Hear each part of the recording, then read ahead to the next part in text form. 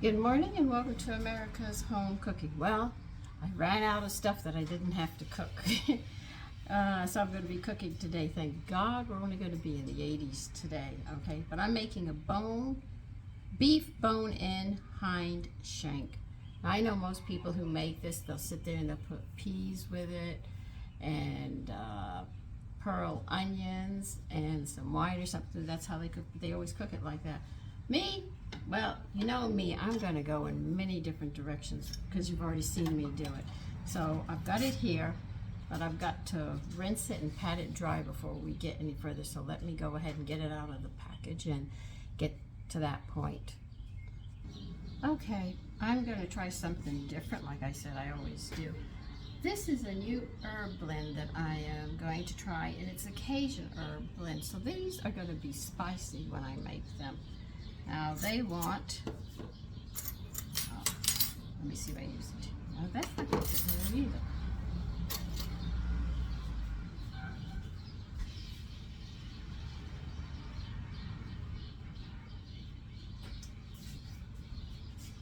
I think I'm going to make half of this because I want to try it first. So that will be 2.5 tablespoons of paprika.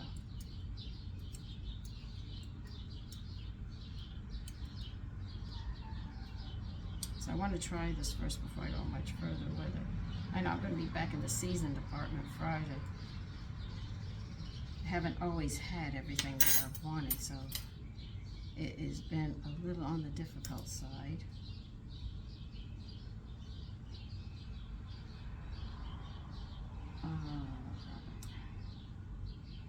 Wait a minute. I just put 2.5 teaspoons. Is 1.5. I put 3 of these and I think about 1.5. If you hear me mumbling and you don't hear it clearly, it's because I am doing something mathematically. You don't need to hear all my thoughts on. I'm going to do it. You need 1 tablespoon of granulated garlic flakes.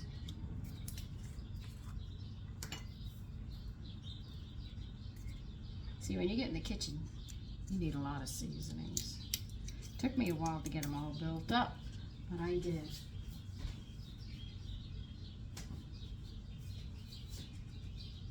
One tablespoon, okay. Now this would be excellent if you're grilling. No, I'm not grilling these. I'm going to do these a little different, but I figured the flavor will still come through. A tablespoon of onion flakes.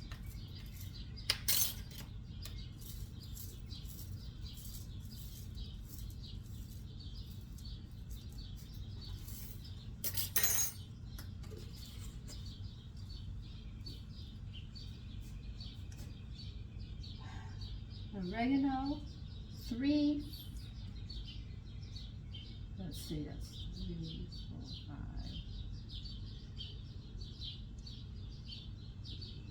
5. 3/4 of a teaspoon of oregano. I had to figure that out for a minute.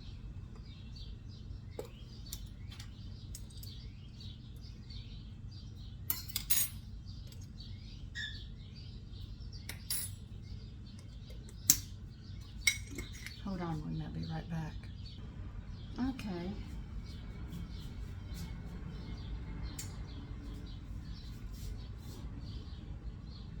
Basil is 3/4 of a teaspoon as well.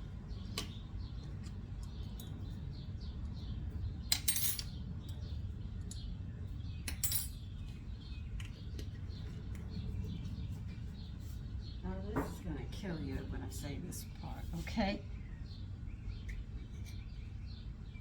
1/2 tablespoon of cayenne pepper. So that's 1.5 teaspoons.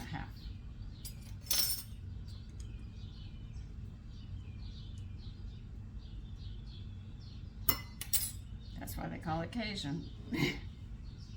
And now this, I am not going to have you watch me grind 3/4 of white pepper, because I'm going to be grinding it up, but you need 3/4 of a teaspoon of ground white peppercorns. All right, so I'll be back when I finish this. Okay, I would strongly recommend that you be very careful with this because this is extremely spicy. Do not go heavy-handed on this. You might be really sorry. If you're going to have grilled steaks today, they say this would go excellent with anything that you grill because of the heat in the grill. All right, now let me get my other stuff out. Okay, I just turned my pan on low. I tried a wine. It's a pretty flat wine, so I'm going to go ahead and use it to do deglazing and stuff when I have to. Now I'm going to be careful with this because this is very spicy.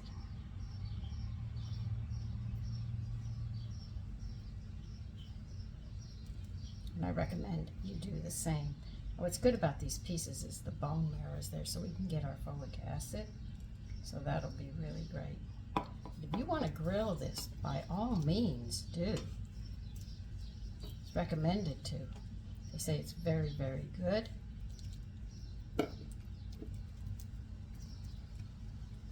But if you're not accustomed to spices, you might have some problems with this.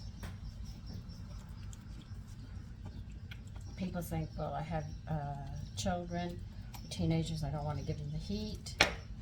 They're not going to learn unless you give it to them. I mean, our sons were little. I mean, we didn't make our curries so spicy they scorched their throats.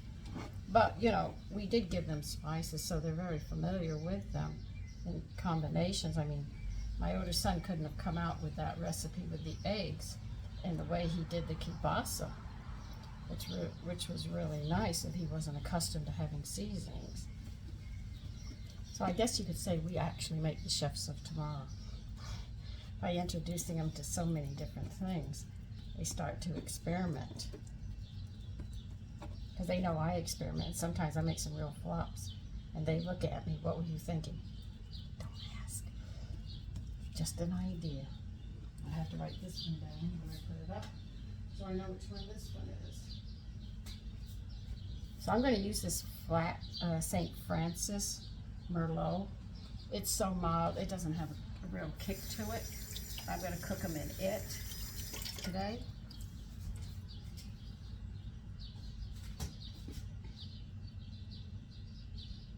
I'm first going to braise them in some oil.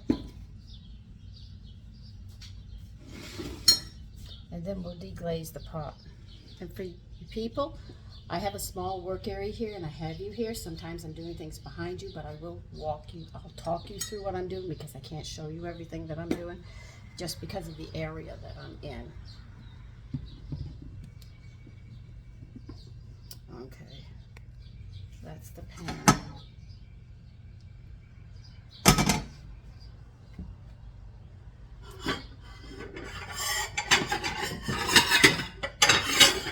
Am I flouring these? No. Am I doing any of that? No, I'm just going to put them in this oil. We'll deglaze the pan with the wine and put it in another pot and set it with other stuff in it and cook them.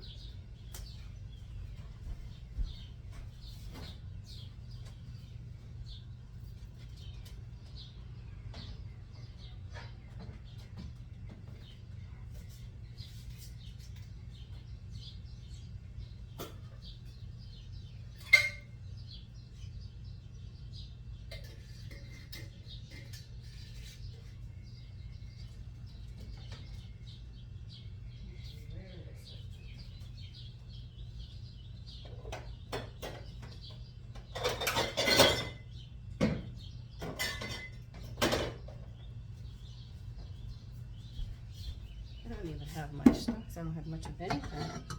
I am just running out of everything.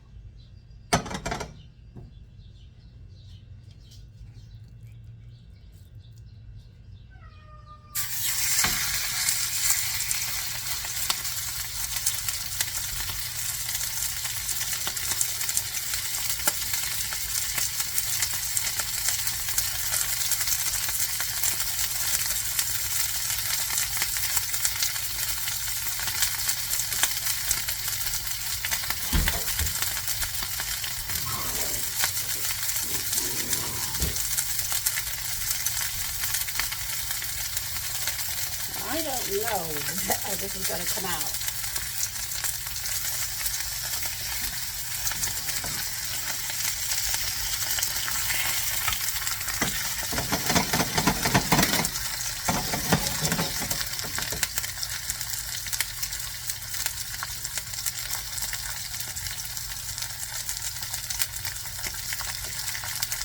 what we're doing here is called searing. We're not cooking it, we're searing it.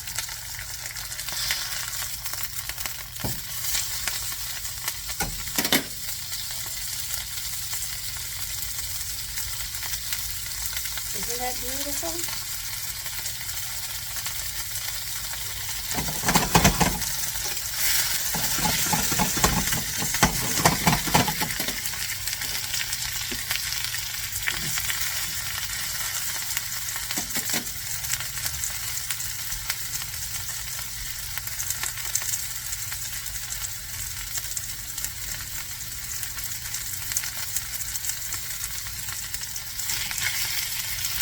Putting this little one in here.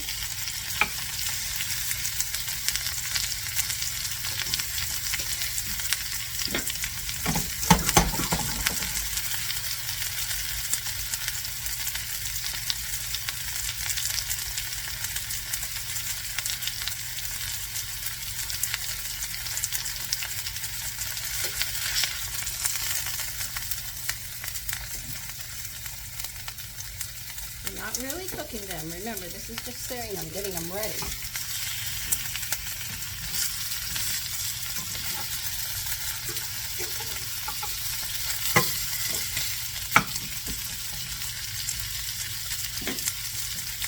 See how nice that is?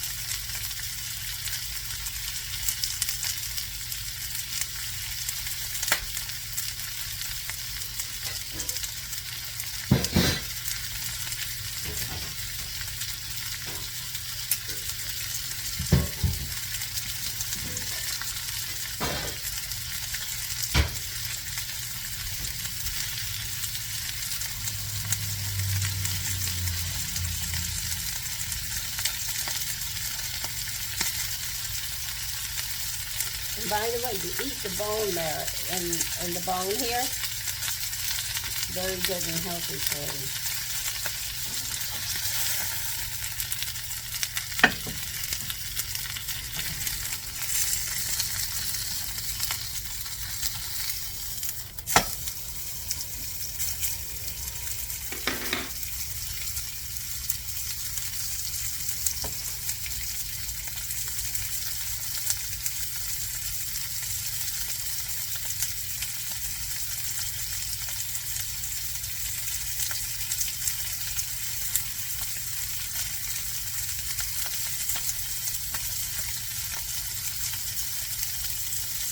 You don't use a low flame when you're searing, because you want to seal it very, very fast. You can see I'm not spending much time doing this part.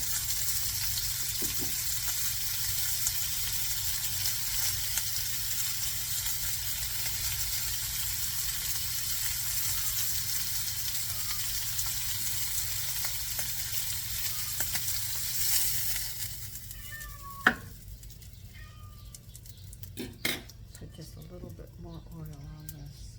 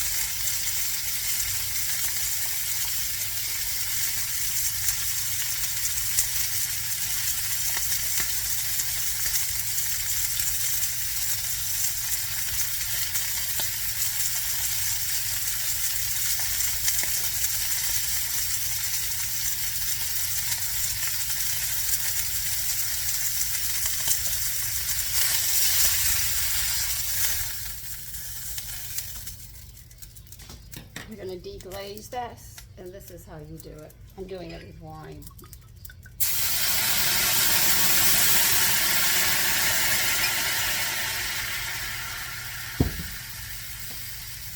And what does that do? It breaks all those bits and pieces up that you took from the meat.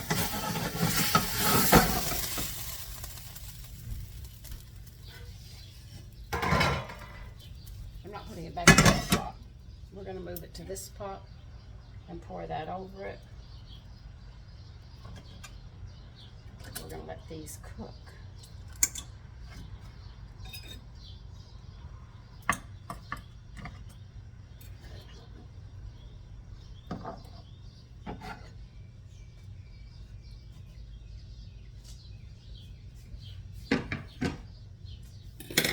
As you can see, deglazing is very easy to do.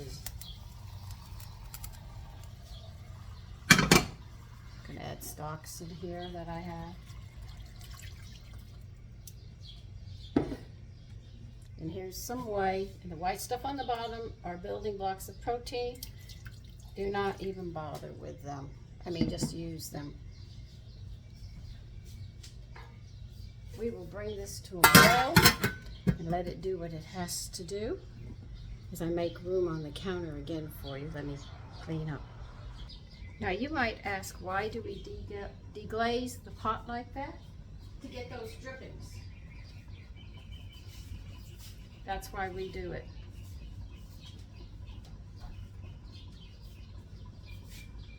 I'm writing down what this is.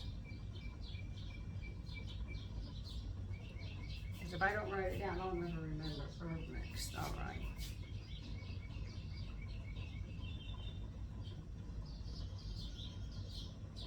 Because I have so many mixtures in there, if I don't write down on the top what they are, I'll never remember them.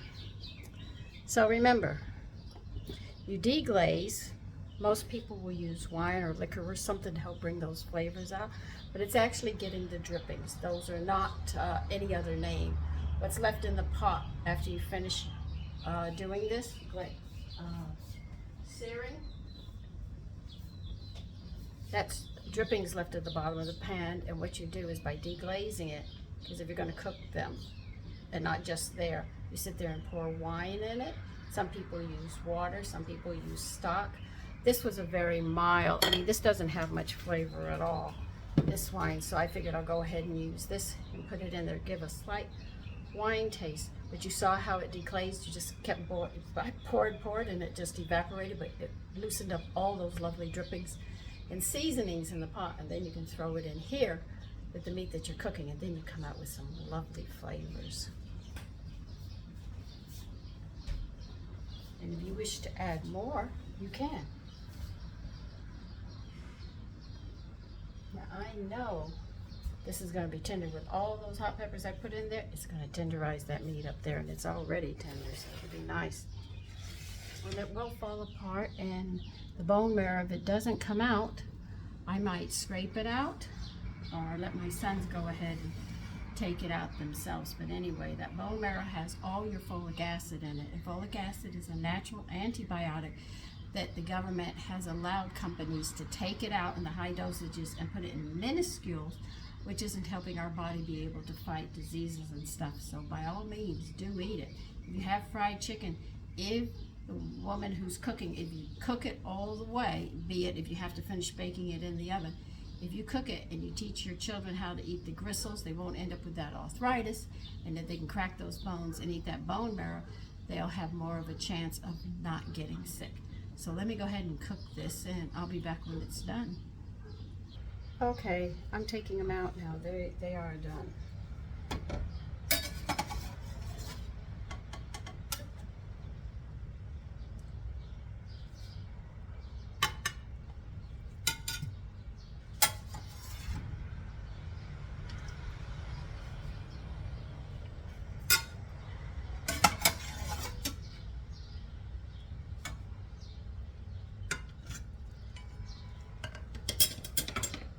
Now, I'm not going to lie to you, there is some fat in here, so I am going to get some lecithin.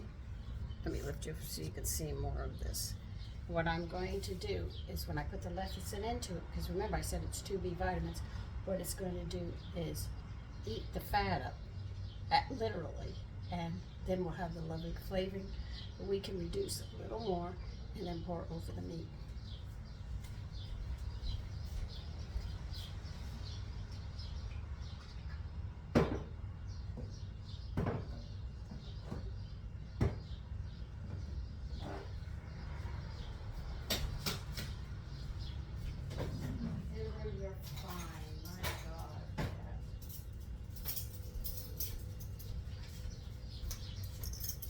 It is so hot.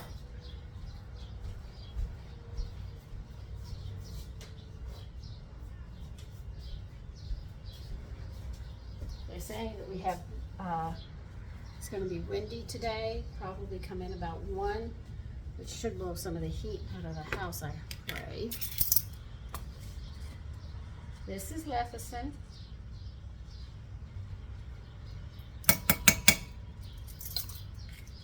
So if your arteries are clogged or something, believe you me.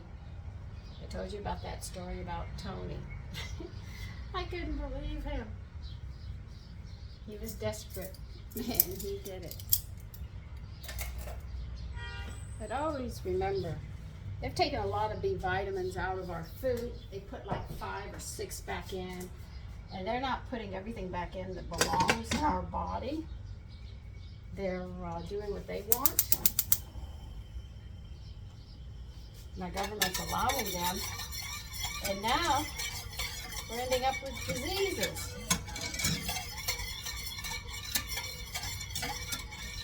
People don't realize, and I should put an apron on before I get dirty, right? Right.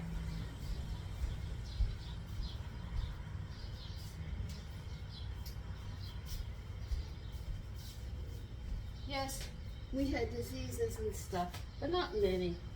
But we had them. They got the cure with them. And then the government started playing with our food and this and that, and taking these nutrients out and said you only have to put these in and everything else. And look at us now. Aren't we in a beautiful situation? Just waiting for the lecithin to emulsify into this and eat the fat up. Reduce it, and then I'm going to pour it over this.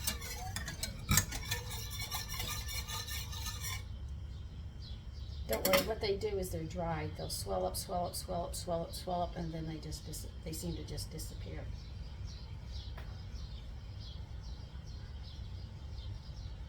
So sometimes when you don't want to make a gravy, you can reduce this and you have a nice flavored sauce without adding the flour and the other stuff.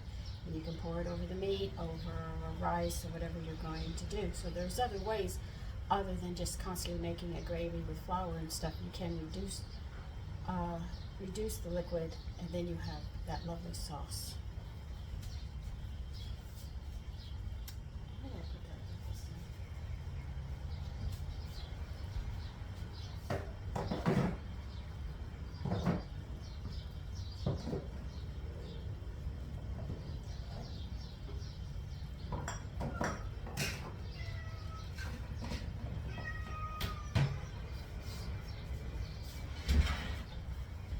I always keep lecithin, and I always have brewer's yeast in the house, and I always have some other stuff in the house. They're wheat germ and stuff, and they are very stable in my house. I should say in my home. See how the lecithins disappear? Isn't that interesting how it does this?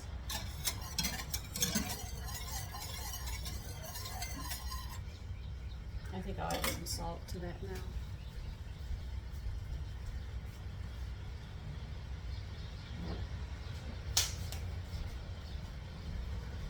Now when I use just plain iodized salt, my son tells me that it's a bit salty because I've used kelp so much, because it's high in iodine and low in sodium. They know the difference now. And to the older people, the heat is harder on our bodies. So we have to be a little more careful when the temperatures go up. just stay quiet would be the best thing to do. If you have something to do, avoid doing it unless you absolutely have to.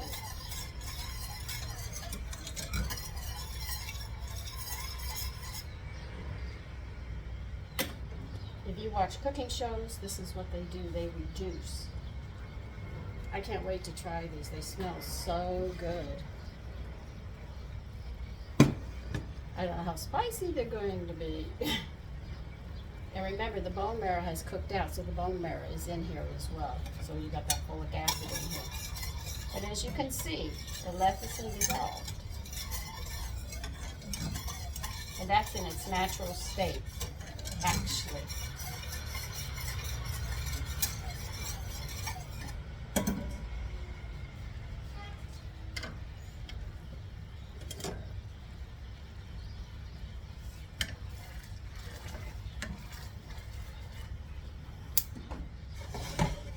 Don't have much here, you see?